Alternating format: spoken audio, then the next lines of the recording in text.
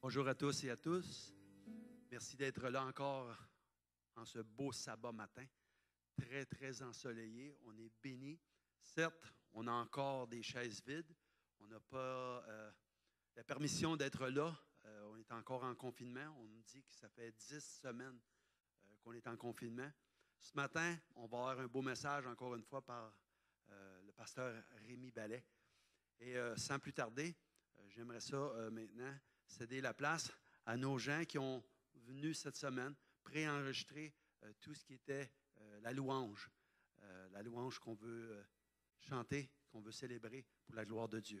Alors, on va laisser l'équipe de louange nous présenter les beaux chants qu'ils ont préparés pour nous. Et je vous dis bon sabbat.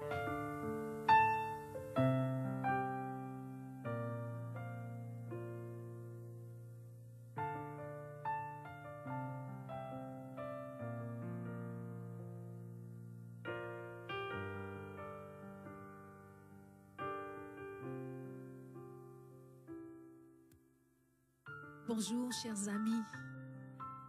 Contente de vous retrouver pour ce moment de louange. J'espère que vous avez passé une bonne semaine. Ce matin, nous aimerions saluer tous les enfants. Un bonjour particulier à Eden, Fabrice, Gabriel, Maëlie, Elissa, Jonathan, Benjamin, Alissa, Maxélie, Ève, Genesis, Adam, Kenan, Elisabeth, Joy, Antoine, Marco, Mélodie, Jill, Kéla, Christian, David, Evan, Eleanor et Katerina. Annie, Sephora, Léo, Mathis, Théo, Adassa, Amélia, Eva, Samuel, Kyria, Mathias, Mathéo, Michael, Ambre, Andrew, ainsi qu'à tous nos amis qui nous visitent régulièrement. Aussi, à vous aussi, chers petits amis du monde entier, nous voulons vous inviter à chanter avec nous. Les paroles seront écrites au bas de l'écran pour ceux qui savent lire. Mais avant, lisons dans Luc 18, le verset 16. Et Jésus les appela et dit, « Laissez venir à moi les petits enfants, et ne les en empêchez pas, car le royaume de Dieu est pour ceux qui leur ressemblent. »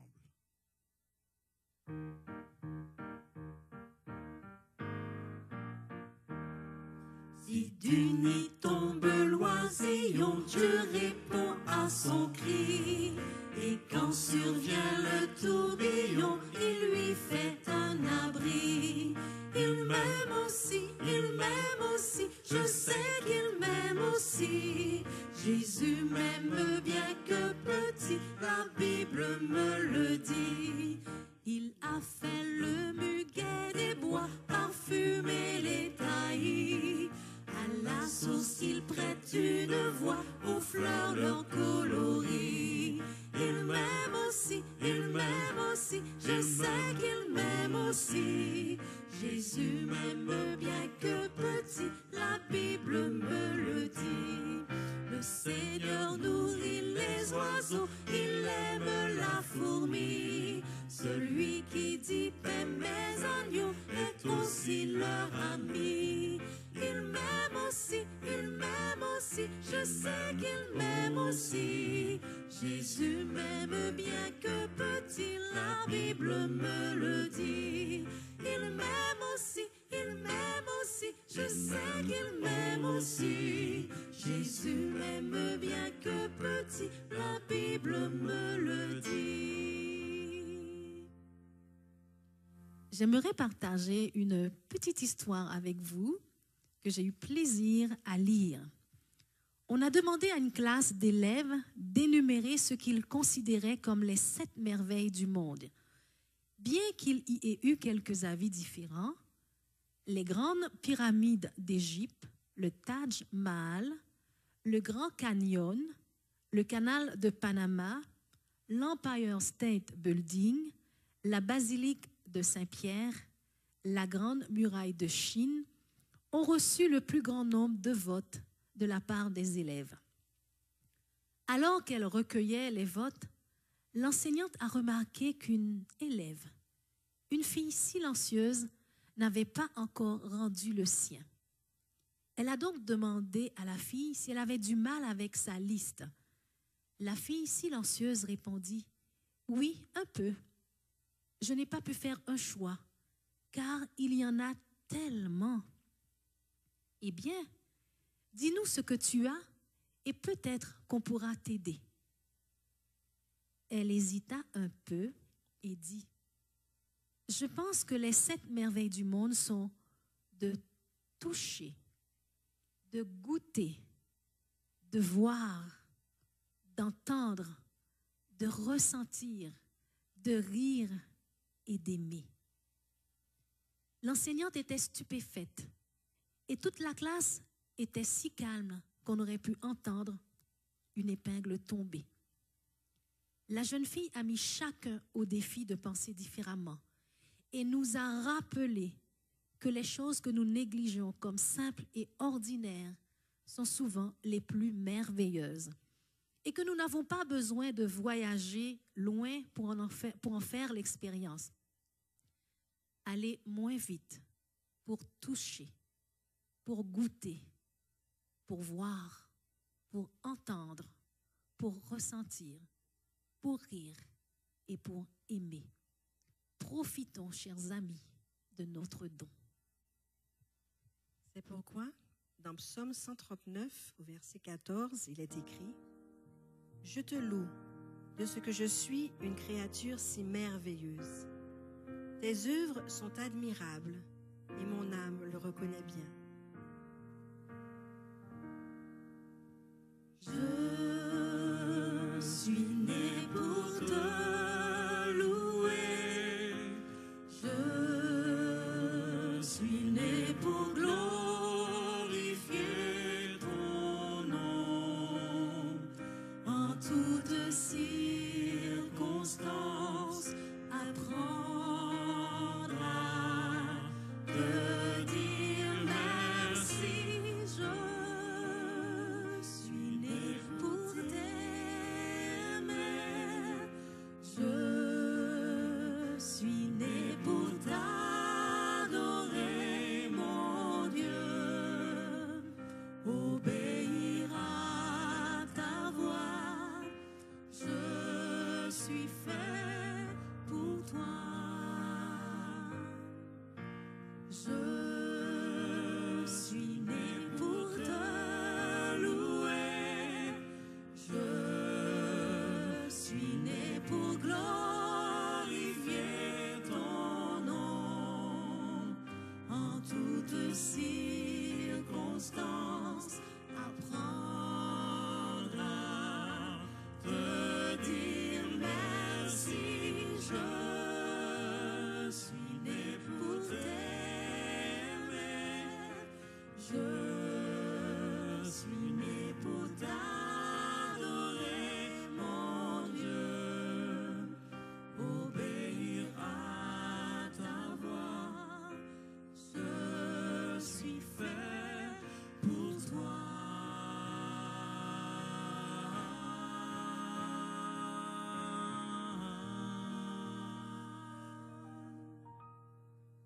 Prions ensemble. Éternel, notre Dieu, notre Père, nous voici devant toi tels que nous sommes.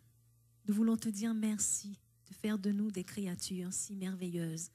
Merci de nous avoir dotés de tous ces dons merveilleux, le don de voir, d'entendre, de toucher, de rire et d'aimer.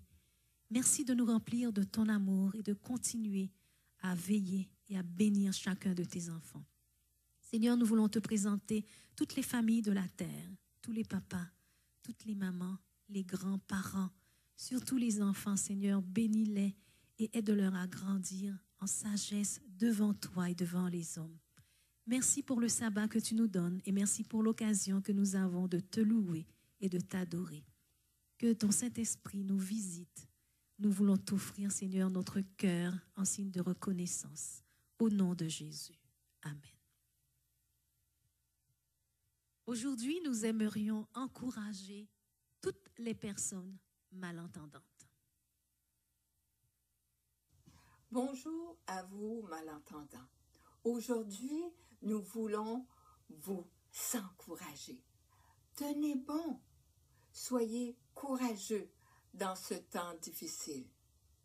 N'oubliez pas, Dieu est avec vous. Chaque jour, lisez la Bible, priez, écoutez la voix de Dieu. Et si vous pensez à une personne, famille, ami, appelez ou communiquez par l'Internet pour les encourager, les appuyer. Et Dieu, dans le ciel, vous donnera la force de passer à travers ce moment difficile. Voici un message pour vous.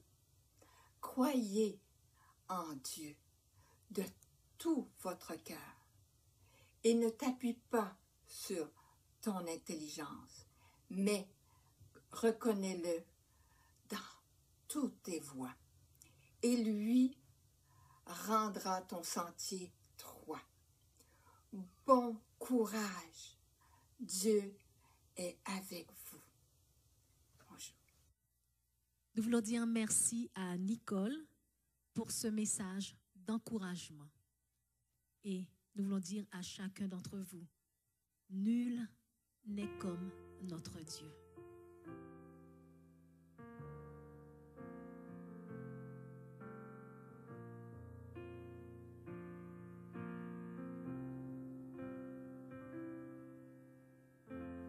Nul n'est comme toi. Nul ne peut toucher mon cœur comme toi. Je pourrais chercher éternellement, pourtant nul n'est comme toi. Nul n'est comme toi. Nul ne peut toucher mon cœur comme toi. Je pourrais chercher éternellement, pourtant nul n'est comme toi. Ta bonté coule tel un fleuve immense, et c'est ta main qui guérit. L'enfant qui souffre trouve en toi un surabri. Nul n'est comme toi. Nul n'est comme toi.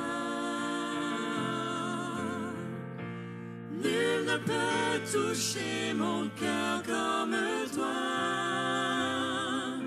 Je pourrais chercher éternellement, pourtant nul n'est comme toi.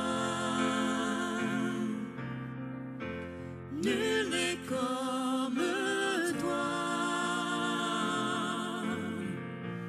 Nul ne peut toucher mon cœur comme toi. Je pourrais chercher éternellement,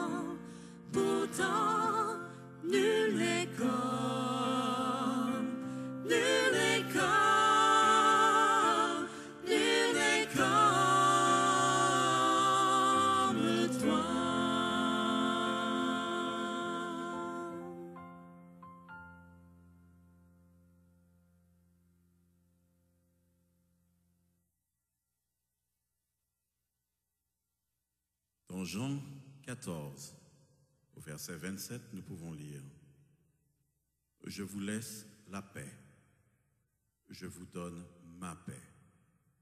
Je ne vous donne pas comme le monde donne. Que votre cœur ne se trouble point et ne s'alarme point. »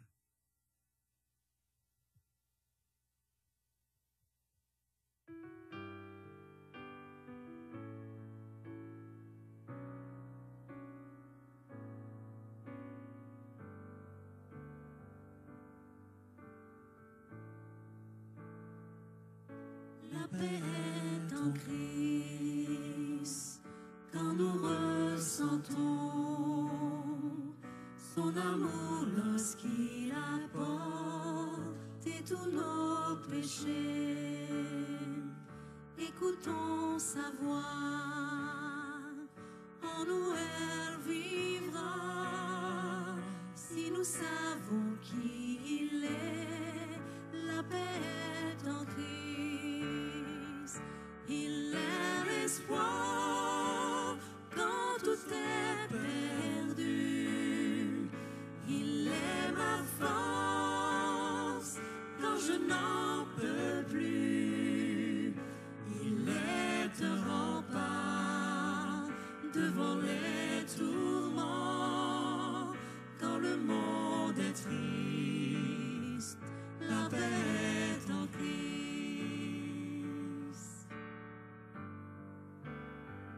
La paix est en Christ quand nous le suivons dans les rues de Galilée, à Jérusalem,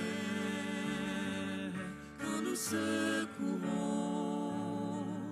et puis consolons, et tout comme lui vivons. La paix est en Christ. Il est l'espoir quand tout est perdu. Il est ma force quand je n'en peux plus. Il est un rempart devant les tourments quand le monde est triste. La paix est en Christ. Il est l'espoir quand tout est perdu. Il est ma force quand je n'en peux plus. Il est un rempart devant les tourments quand le monde est triste. La paix en Christ.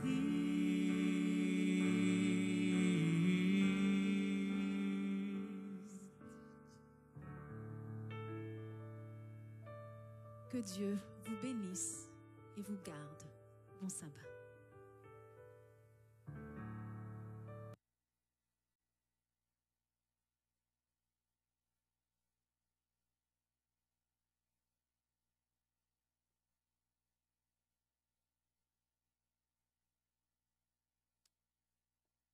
Bien, bonjour à tous et à toutes. Bienvenue en ce sabbat matin pour ce moment de culte, service d'adoration, ce moment de partage de la parole. Merci aussi à l'équipe musicale, à l'équipe de louanges qui aujourd'hui nous a élevé nos cœurs vers Dieu. La dernière fois que j'étais avec vous ici pour partager la parole de Dieu, vous vous souvenez, c'était ce message intitulé « Un virus prophétique, point d'interrogation ». En terminant, j'ai mis l'accent sur la nécessité d'être prêt. J'avais même dit, et quelques-uns m'en ont parlé par la suite, j'avais dit, l'important c'est d'être prêt, pas seulement de se préparer. Parce qu'à force de se préparer, on peut rater le moment important. Et aujourd'hui, donc, le message que j'aimerais partager avec vous s'intitule « Être prêt ». Prêt pour le grand rendez-vous. Être prêt dès aujourd'hui, être prêt chaque jour, quoi qu'il arrive. Être prêt si on doit affronter la mort. Et par les temps qui courent, forcément, on y pense. La mort, c'est la grande question, la grande préoccupation, même cachée au fond du cœur, dans chaque être humain. Mais en ce moment, d'une manière spéciale, alors que des gens tombent malades, alors que certains, même apparemment en pleine santé, se retrouvent à l'hôpital, la question de la mort, forcément, nous interpelle. Être prêt. Être prêt si les événements se précipitent. Être prêt si la dernière phase de l'histoire humaine se met en place et si le Christ revient très bientôt, ce que nous souhaitons de tout notre cœur. S'assurer qu'on est prêt. Prêt pour le grand rendez-vous. Et continuer à vivre, bien sûr. Continuer à vivre, continuer à faire des projets, continuer à fonder une famille, continuer à mener une carrière professionnelle, à avoir des relations, continuer à avoir des activités, un service, un ministère, tout en ayant les yeux fixés sur le grand rendez-vous. Alors pour m'inspirer, pour nous inspirer, pour permettre à Dieu d'agir dans nos cœurs et nous aider à être prêts, je vais aujourd'hui prendre l'exemple d'une personne. En fait, j'ai pensé à deux personnes. Et aujourd'hui, je vais vous parler d'une de ces personnes et la prochaine fois, je vous parlerai de la deuxième personne. Deux personnes qui étaient prêtes. Deux personnes dont on peut avoir l'assurance qu'elles étaient prêtes. L'une est très connue des chrétiens en tout cas, et cette personne-là a affirmé qu'elle était prête. Dans quelques instants, on va lire ensemble dans un texte du Nouveau Testament comment cette personne a dit qu'elle était prête. L'autre, la deuxième, est beaucoup moins connue, elle est presque inconnue, mais visiblement, elle aussi, elle était prête. C'est celle dont nous parlerons la prochaine fois. Ce qui est intéressant, c'est que ces deux personnes dont je vais vous parler, qui étaient prêtes pour le grand rendez-vous, on nous en parle dans le même livre, dans la même épître. C'est la deuxième épître de Paul à Timothée. Et ce qui est intéressant aussi, c'est que dans les deux passages que je vais méditer avec vous, aujourd'hui et la prochaine fois, on trouve la même expression.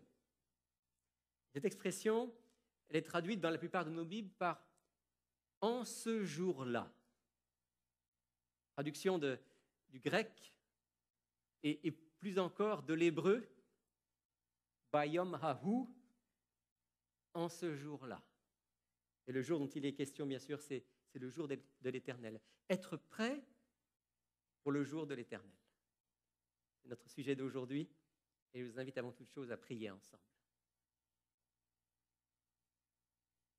Mon Père du ciel, toi qui nous as donné la vie, et toi qui veux nous donner la vie éternelle, tu sais que nous avons conscience, particulièrement en ce moment, mais souvent dans notre vie, nous avons conscience que nous sommes peu de choses et que cette vie éternelle dépend entièrement de toi.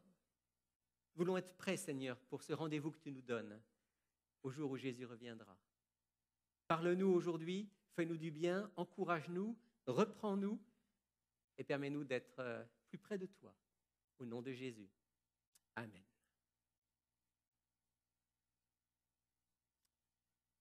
Vous l'avez sans doute compris, le premier dont je vais vous parler, le premier personnage biblique dont je vais vous parler qui était prêt, c'est l'apôtre Paul lui-même. Il nous le dit dans sa deuxième épître à Timothée, au chapitre 4, on va lire dans un instant, mais permettez-moi d'abord de vous resituer le contexte. L'apôtre Paul écrit à Timothée depuis la ville de Rome. On le sait clairement, au chapitre 1er, verset 17, il dit qu'il est à Rome. Il est à Rome en tant que prisonnier. Ça aussi, on le sait clairement d'après le texte. Ce n'est pas la première fois que l'apôtre Paul est prisonnier. Si vous avez lu le livre des Actes en particulier, vous savez qu'il a été arrêté à plusieurs reprises et a été mis en prison, en particulier dans la ville de Philippe, où il a vécu une expérience extraordinaire avec Barnabas. avec Silas, pardon. Et puis il a aussi été arrêté à Jérusalem. Et il a été emmené à Rome une première fois où il était en captivité. Mais si vous lisez le livre des Actes, à la fin du livre des Actes, chapitre 28, on voit que l'apôtre Paul est effectivement prisonnier, mais prisonnier, j'avais presque dit dans une prison dorée. C'est peut-être exagéré, mais il est plutôt assigné à résidence, il est dans une maison, il a quelqu'un avec lui qui est là pour le surveiller, mais il a la liberté de recevoir de la visite, de parler avec ceux qui viennent le voir, facilité de contact, même facilité, liberté pour prêcher. Ça, c'est la première captivité de l'apôtre Paul à Rome.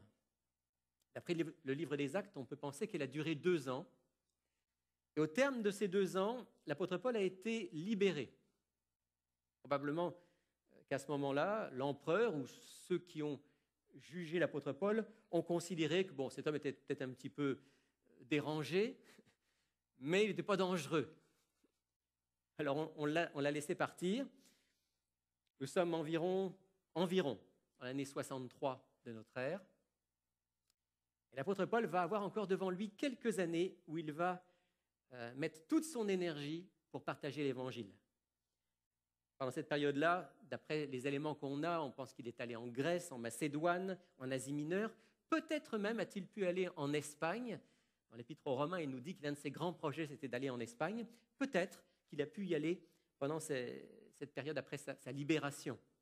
C'est aussi dans cette période qu'il va écrire 2 de ses épîtres, la première lettre à Timothée et la lettre à Tite.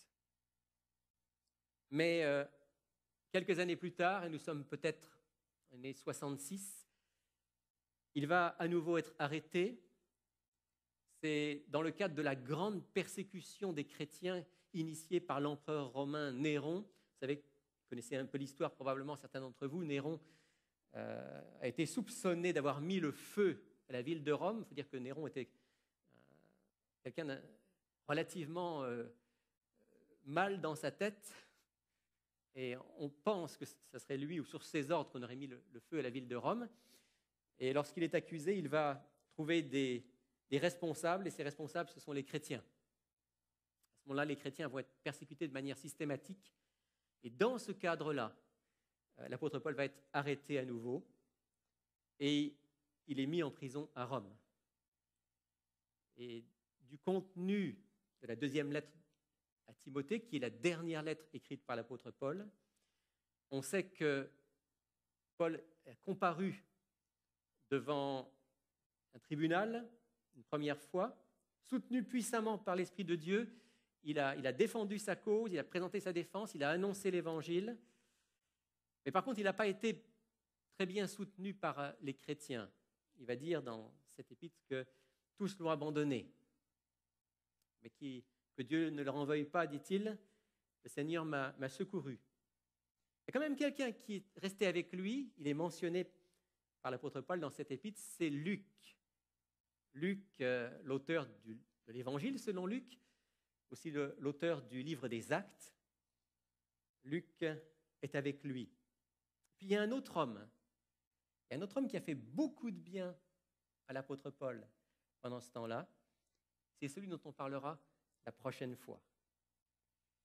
Pour ce qui concerne l'apôtre lui-même, il ne se fait pas d'illusions. Il sait que cette fois, ce n'est plus la prison dorée qu'il a connue la première fois. Cette fois, il est probablement dans la prison qu'on appelle à Rome la prison Mamertine. C'est un cachot infect, une prison souterraine dans laquelle les gens qui y sont mis ne vivent pas très longtemps. D'ailleurs, généralement, je fais ici une parenthèse, dans l'Antiquité, il n'y avait pas de prison comme on les connaît aujourd'hui. Des prisons où des gens passent 5 ans, 10 ans, 20 ans ou plus. Dans l'Antiquité, soit on était assigné à résidence comme l'apôtre Paul l'a été la première fois, et là ça pouvait durer un certain temps, on était surveillé, mais on n'était pas vraiment dans une prison. Ou bien, quand on était mis dans une prison, c'était généralement pour quelques semaines, quelques mois au plus, et puis on était jugé, généralement exécuté. Et dans cette prison Mamertine, très connue, prison qui a par exemple hébergé, paraît-il, quelqu'un comme Vercingétorix, dont vous avez peut-être entendu parler, le Gaulois qui résistait à César. Dans cette prison mamertine où plusieurs opposants à l'empereur ont été mis en prison, eh bien l'apôtre Paul et probablement l'apôtre Pierre ont passé quelque temps avant finalement d'être exécutés. Et au moment où l'apôtre Paul écrit cette deuxième lettre à Timothée, il ne se fait aucune illusion. Il sait que cette fois, il ne sera pas libéré. Il sait qu'il va donner sa vie par fidélité envers le Christ. Et il est prêt. Il est prêt, et il nous le dit dans donc, sa deuxième épître à Timothée, chapitre 4. Je lis avec vous les versets 6 à 8. « Car pour moi, me voici déjà offert en libation, et le moment de mon départ approche. J'ai combattu le bon combat, j'ai achevé la course, j'ai gardé la foi. Désormais, la couronne de justice m'est réservée. Le Seigneur, le juste juge, me la donnera en ce jour-là. Et non seulement à moi, mais à tous ceux qui auront aimé son apparition. » Alors, dans quels termes l'apôtre Paul s'exprime vers la fin de la dernière lettre qu'il a écrite? Et je voudrais, dans ce texte, tirer quelques éléments importants de ce témoignage de l'apôtre Paul pour nous, aujourd'hui, pour que nous sachions, nous aussi, comment être prêts.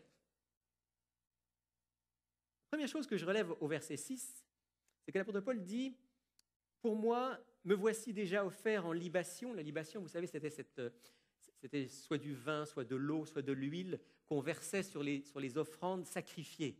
Donc quand il parle de libation, l'apôtre Paul évoque le sacrifice. Je vais, en quelque sorte, répandre mon sang dans le cadre de mon sacrifice pour le Christ. Me voici déjà offert en libation et le moment de mon départ approche. Le moment où je vais, si on prend le mot grec, littéralement, le moment où je vais lever l'ancre. C'est donc, pour l'apôtre Paul, le moment où il va quitter cette terre, non pas pour aller au ciel, mais pour être dans le sommeil de la mort, dans l'attente de la résurrection. L'apôtre Paul est donc conscient de la situation qu'il vit. Il sait que le moment de sa mort approche, il l'accepte pleinement et avec confiance. Et je crois que c'est peut-être le premier élément qui nous permet de comprendre pourquoi l'apôtre Paul est prêt. Il est prêt parce qu'il ne se fait pas d'illusions, il ne s'imagine pas que Dieu va le libérer de manière miraculeuse, comme par exemple il l'a fait pour l'apôtre Pierre à un moment donné. Il sait que la mort est devant lui et il accepte pleinement. J'avais un ami il y a bien des années, j'étais moi-même un tout jeune pasteur, j'avais même pas 30 ans, et cet ami, c'est quelqu'un qui approchait de la cinquantaine, pas vieux du tout, même pas 50 ans. Cet ami, il me disait, tu sais, moi, chaque matin, quand je me réveille, je me dis que c'est peut-être la dernière journée que je vis. Je remercie Dieu pour la journée qui est devant moi et je lui demande d'être prêt si je dois partir aujourd'hui. Ça m'avait frappé parce que ce n'était pas quelqu'un qui était, en tout cas à vue humaine, qui était à la veille de mourir. Ce n'était pas quelqu'un qui était dépressif du tout. Mais il me disait, oui, je fais ça chaque matin. Ça m'est resté, il me dit, mais il y a quelque chose de juste, quelque chose de sain là-dedans. C'est-à-dire, eh bien, la vie humaine est fragile et en ce moment, on se rend bien compte, à travers ce par quoi passe notre monde, on se rend bien compte que la vie est fragile. Les gens qui sont en pleine santé un matin peuvent être frappés par une voiture et disparaître, ou attraper un virus et quelques jours plus tard ne plus être là. Donc, être conscient que la vie que nous menons est fragile, c'est peut-être notre dernière journée, et à ce moment-là, avec confiance, remettre cette vie entre les mains de Dieu et être prêt. Être conscient aussi que l'époque que nous vivons est une époque unique, que les événements peuvent aller très vite et que la proximité du retour de Jésus est certainement un élément qui doit être chaque jour dans notre esprit. Donc l'apôtre Paul est prêt. Premier élément que je relève ici, c'est qu'il est prêt parce que il ne se fait pas d'illusions, il sait que le temps est court pour lui et il l'a accepté pleinement et avec confiance.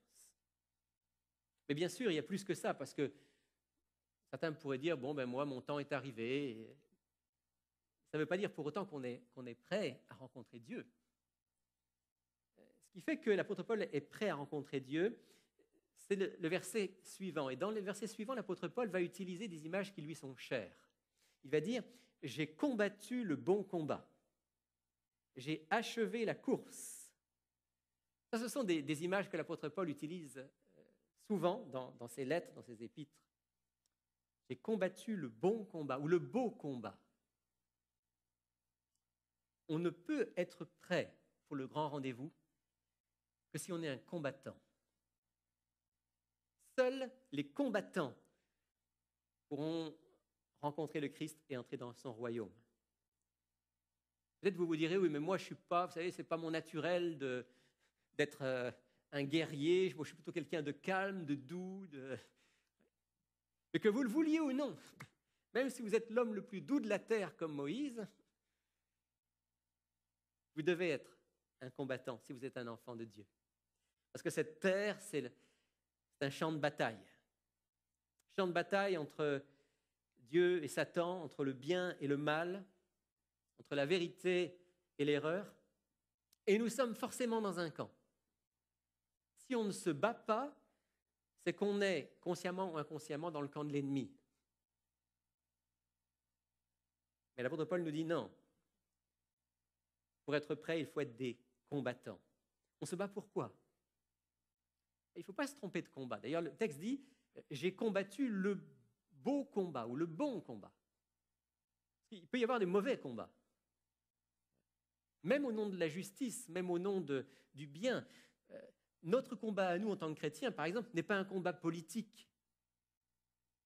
Même si, dans certains cas, on peut exprimer notre opinion auprès des hommes politiques, ou si on peut soutenir telle ou telle mesure qui est en harmonie avec l'Évangile. Mais notre combat fondamental n'est pas politique.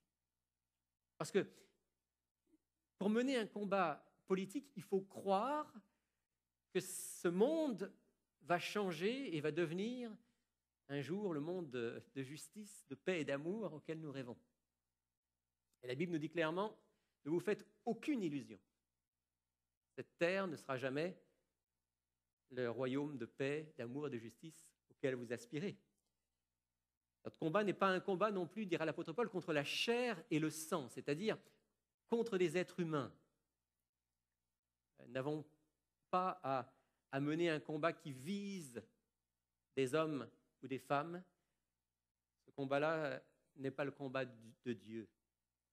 Le beau combat de l'apôtre Paul, c'est le combat pour rester attaché au Christ. C'est le combat pour faire le bien, résister au mal. C'est le combat pour partager le message de l'Évangile le plus possible. Ce beau combat, l'apôtre Paul ne l'a pas mené avec ses propres forces et nous ne pouvons pas le mener avec nos propres forces. Ne vous méprenez pas quand je dis que pour être prêt, il faut être un combattant et un combattant jusqu'au bout.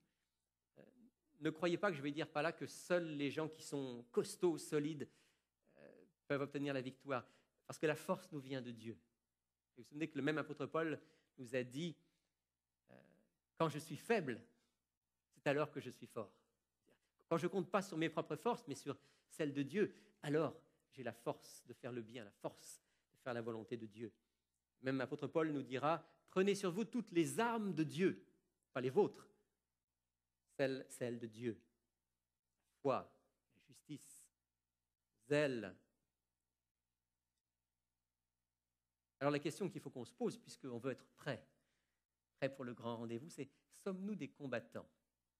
Menons-nous le beau combat ? Seuls des combattants ont l'assurance de la victoire par Jésus. Et puis l'apôtre Paul continue avec une deuxième image qui lui est chère. Il dit « J'ai achevé la course ». On ne peut être prêt que si on court.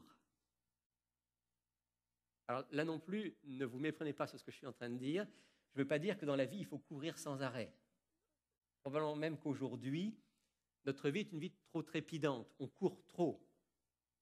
Mais ce n'est pas ça dont parle l'apôtre Paul. Oui, on a besoin de repos. Oui, on a besoin de silence.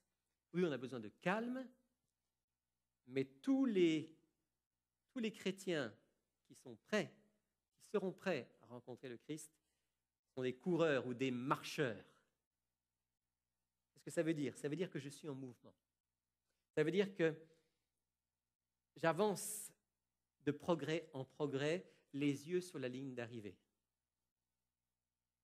Quand l'apôtre Paul dit « j'ai achevé la course », il ne veut pas dire « je suis parfait, je n'ai plus besoin de quoi que ce soit ». Il veut dire « j'ai achevé la course parce que mon heure est arrivée ou presque ».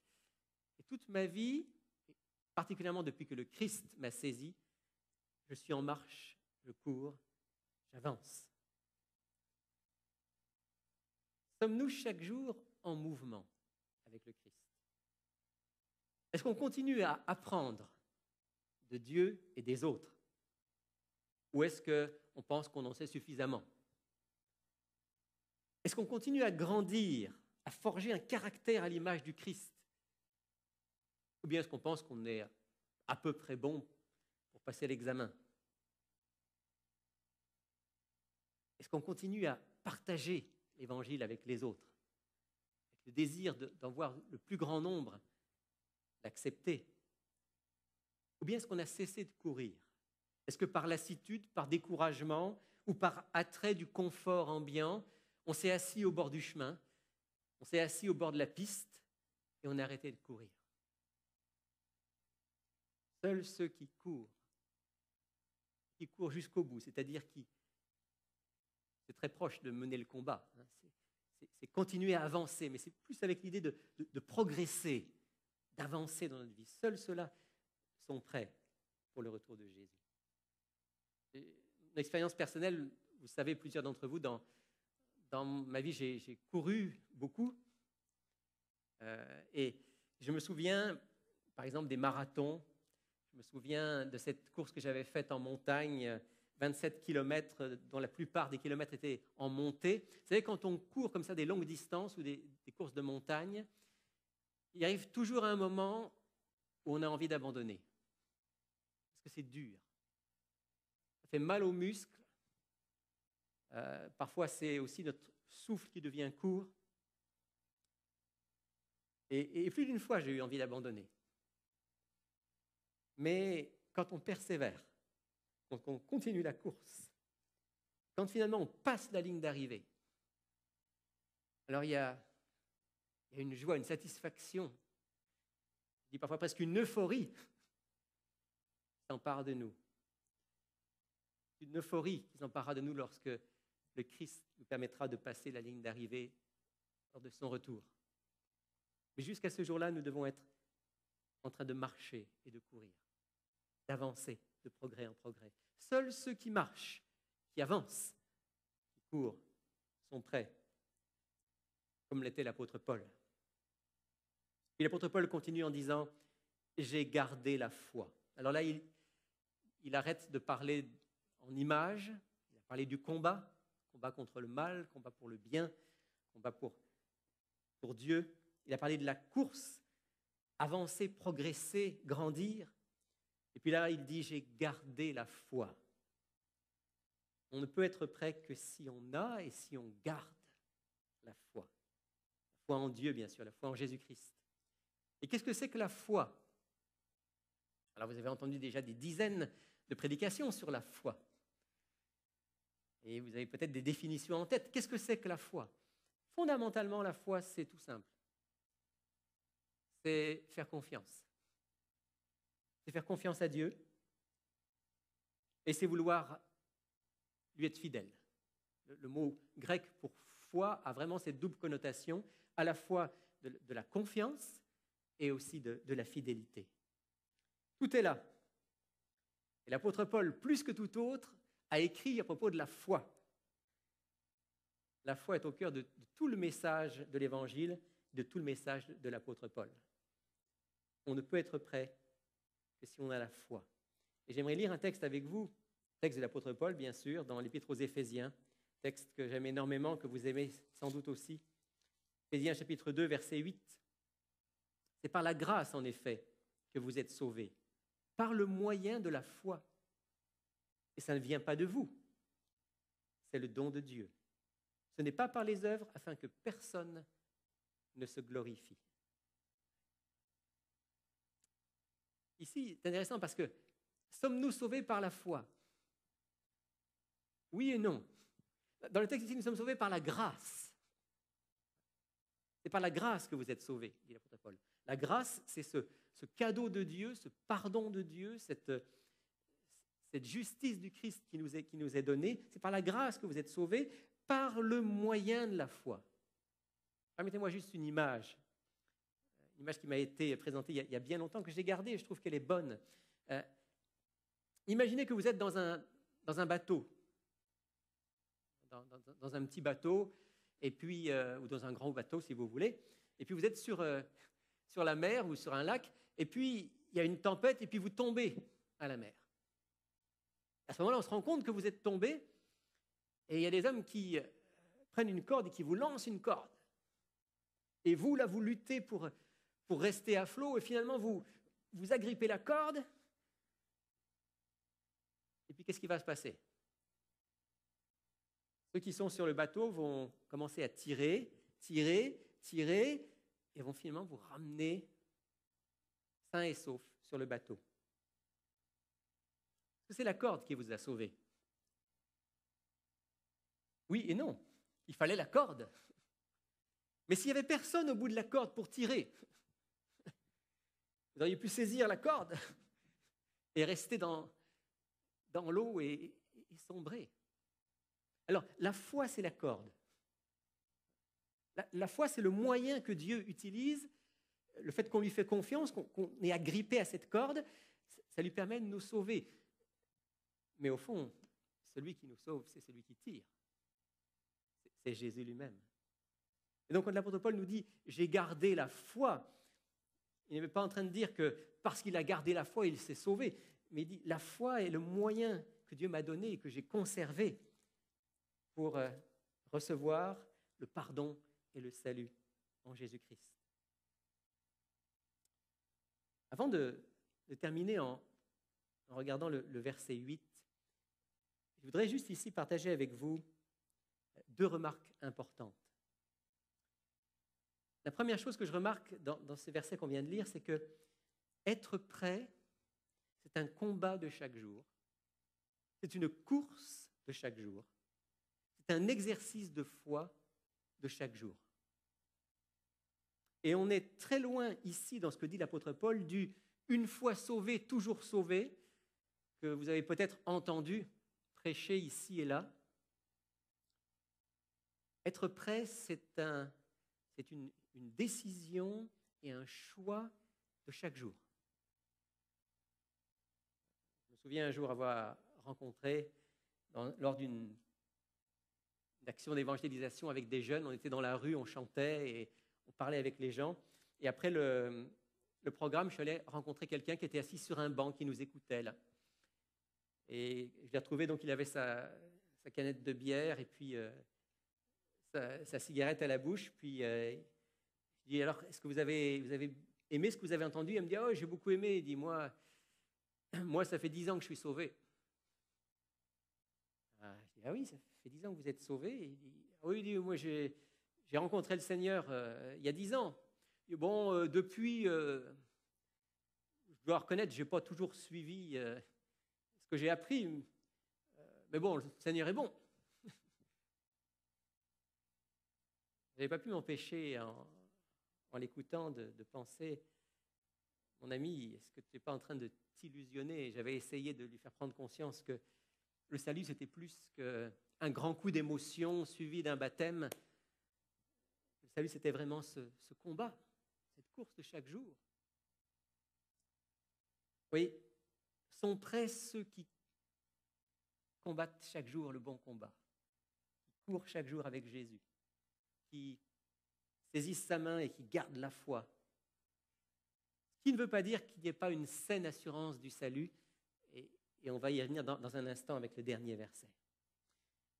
La deuxième chose que je veux aussi remarquer dans ce passage, c'est que l'apôtre Paul dit « Pour moi, me voici, j'ai combattu, j'ai achevé, j'ai gardé. » Alors certains pourraient dire « l'apôtre Paul, c'est je. » Hein? Mais ce je-là n'est ni égocentrique ni orgueilleux. Ce que l'apôtre Paul est en train de nous dire, et ça c'est quelque chose de vital si on veut être prêt, c'est que seuls sont prêts ceux qui ont développé une relation personnelle, individuelle avec Jésus et avec Dieu. Aucun d'entre nous ne sera sauvé par la foi de quelqu'un d'autre ou par l'expérience de quelqu'un d'autre. Fondamentalement, le salut est personnel et individuel. Notre foi en Dieu, notre combat spirituel ne peut être dépendant des autres. Même si parfois on a besoin des autres. Là aussi, ne me comprenez pas mal, je ne suis pas en train de dire que je n'ai pas besoin des autres, c'est moi. Non. Jésus lui-même, à certains moments, avait besoin d'être soutenu par ses apôtres. L'apôtre Paul lui-même, on lisait la deuxième épître à Timothée, l'apôtre Paul lui-même, il aurait tellement aimé qu'il y ait des gens avec lui pour le soutenir à ce moment-là. Mais, même en l'absence de ses amis, l'apôtre Paul avait cette connexion personnelle avec Jésus qui faisait qu'il pouvait dire « J'ai gardé la foi, j'ai combattu le bon combat ».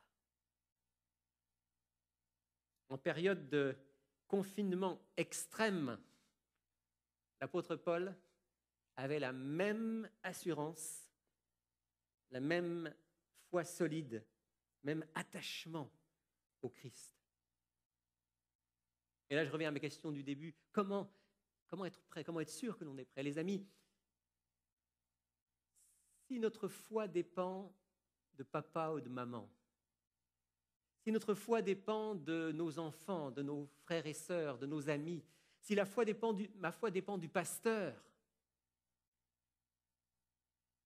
je suis en danger. Je risque fort de ne pas être prêt quand le Seigneur reviendra à l'heure du grand rendez-vous. Mais si j'ai développé cette foi personnelle avec Dieu, cette relation personnelle avec Dieu, si même seul dans mon coin, seul dans mon cachot, comme l'apôtre Paul, je peux dire « je sais en qui j'ai cru », alors je peux avoir une saine assurance d'être prêt pour le grand rendez-vous. L'apôtre Paul était tellement sûr d'être prêt qu'il dit au verset 8 « Désormais, la couronne de justice m'est réservée. Le Seigneur, le juste juge, me la donnera en ce jour-là. » La couronne de justice. La couronne, vous savez, c'est ce qu'on mettait sur la tête des vainqueurs. Ici, la couronne dont il est fait mention, ce n'est pas la couronne du roi. La couronne du roi, elle est réservée au roi des rois et au seigneur des seigneurs. Mais la couronne dont il est fait mention ici, c'est la couronne de celui qui a obtenu une victoire. Soit qu'il ait remporté une victoire dans un combat, on reprend les deux images de l'apôtre Paul, dans un combat, si un général de l'armée, par exemple, était vainqueur, il rentrait à Rome, et là on lui mettait une couronne en signe de victoire. Ou encore, quelqu'un qui courait dans le stade, deuxième image de l'apôtre Paul, et qui remportait la victoire, eh bien on lui remettait aussi une couronne, la couronne du vainqueur. Alors l'apôtre Paul, il a une saine assurance du fait que quand le Seigneur va revenir, on va lui mettre sur sa tête la couronne du vainqueur, la couronne de justice, dit-il. Et vous savez bien que dans la bouche de l'apôtre Paul, la justice dont il parle, ce n'est pas la sienne. Dans l'épître aux Philippiens, au chapitre 3, il clarifie cela de manière claire et définitive. Philippiens 3, versets 8 et 9. « Je considère tout comme une perte à cause de l'excellence de la connaissance de Jésus-Christ, mon Seigneur. À cause de lui, j'ai accepté de tout perdre. Et je considère tout comme des ordures afin de gagner Christ, d'être trouvé en lui, non pas avec une justice qui serait la mienne, qui viendrait de la loi, mais avec la justice qui est obtenue par la foi en Christ, une justice provenant de Dieu et fondée sur la foi. Et la couronne de justice qu'attend l'apôtre Paul, il est clair, ce n'est pas ma justice, moi j'ai aucune justice, moi je suis un pécheur, j'ai persécuté les chrétiens, j'ai mis à mort des hommes plus justes que moi, j'ai aucune justice. Néanmoins, parce que je suis attaché à Jésus et parce que chaque jour je me suis attaché à lui, eh bien je sais que la couronne de justice m'est réservée, la justice du Christ. La victoire à laquelle il croit, dont il est sûr, qui fait qu'il est prêt, ce n'est pas la victoire de l'apôtre Paul, c'est la victoire du Christ pour l'apôtre Paul et en l'apôtre Paul. Pardon de ses péchés grâce à la vie et la mort de Jésus sur la croix, et la vie nouvelle grâce au Saint-Esprit envoyé par le Christ. Je pense que ceux qui peuvent être le plus sûrs d'avoir un jour une place dans le royaume de Dieu sont ceux qui sont le plus conscients qu'ils ne méritent rien. Le jour où j'ai commencé à comprendre que je ne méritais rien et que tout était grâce, don de Dieu, j'ai commencé à trouver la paix. Alors, est-ce que nos yeux sont fixés sur Jésus? Est-ce que nos yeux regardent à Jésus victorieux, à sa victoire pour nous? On ne peut être prêt pour le grand rendez-vous que si on compte sur Jésus et sur Jésus seul, pas sur nous-mêmes. Si on renonce à toute justice personnelle et si on reçoit la justice du Christ qui un jour mettra une couronne sur notre tête. Alors, et alors seulement, peut naître une saine et humble assurance du salut. Bien exprimée par cette phrase que vous avez déjà entendue. Quand je regarde à moi-même, je ne vois pas comment je pourrais être sauvé. Mais quand je regarde à Jésus, je ne vois pas comment je pourrais ne pas être sauvé. Amen. Dieu nous donne cette assurance. Et l'apôtre Paul, prêt pour le grand rendez-vous, termine dans ce passage en disant « Cette couronne de justice, le Seigneur me la donnera en ce jour-là, non seulement à moi, mais à tous ceux qui auront aimé son apparition. » L'apôtre Paul ne pense pas qu'à lui, il pense à tous les autres. Il pense à vous et à moi.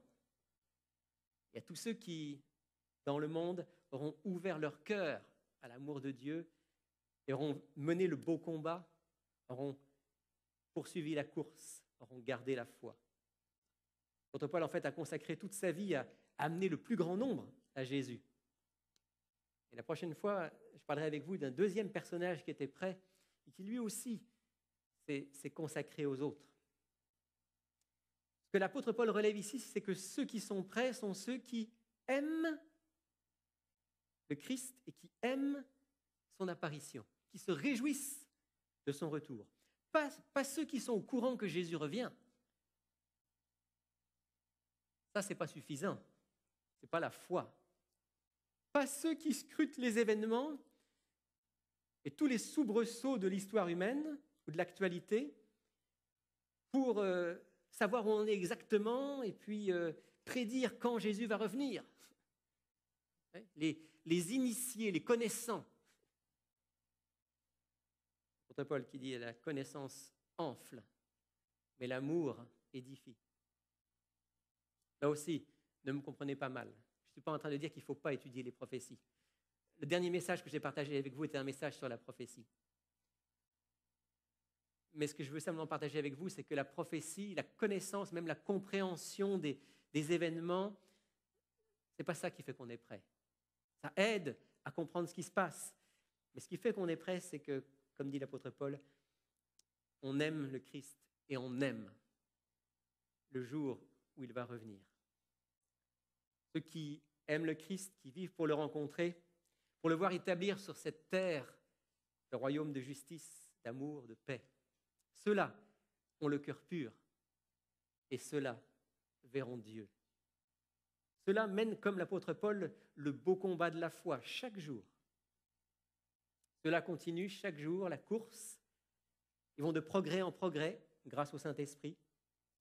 Ceux-là gardent la foi, sont attachés à la vérité. Ceux-là savent aussi que leur justice n'est pas leur justice personnelle, mais celle du Christ. Ils comptent sur lui. Ceux-là se réjouissent de retrouver tous les autres, tous les élus au jour du grand rendez-vous. Et surtout, ils se réjouissent de rencontrer face à face celui pour qui ils ont vécu, celui par qui ils ont vécu. Ceux-là sont prêts pour le grand rendez-vous. Et je demande à Dieu que chacun d'entre nous, nous fassions partie de ceux-là, en ce jour-là. Amen. Voulez-vous qu'on puisse prier ensemble pour que le Seigneur nous permette aujourd'hui d'être prêts? Seigneur notre Dieu, nous sommes sur une terre de combat. Chaque jour, nous sommes invités à prendre position pour toi, à mener la course, à garder la foi, à regarder à Jésus et recevoir sa justice. D'ailleurs, nous voulons aujourd'hui faire partie de ceux qui mènent ce beau combat et qui comptent sur Jésus. Chaque jour a ses défis, chaque période a ses défis, Seigneur. Il y a des moments plus difficiles, mais que l'exemple de l'apôtre Paul puisse nous inspirer. Lui qui avait été abandonné de tous ou presque, lui qui était dans un cachot infect, était éclairé par ta lumière, rempli de ton amour, rempli de foi et d'espérance. Il était prêt à te rencontrer. Et c'est ce que nous aussi nous voulons pour chacun d'entre nous. Notre prière, que tu nous aides à avoir une relation personnelle avec toi, Seigneur. Quand on est cœur à cœur avec toi, les yeux dans les yeux, quand plus personne n'est autour, entre toi et nous, Seigneur, nous puissions dire oui, tu es notre Dieu. Nous recevons ton pardon, nous recevons ta grâce, nous recevons ton esprit. Et nous comptons sur toi pour être debout au jour où Jésus reviendra. C'est notre prière en ton nom. Amen.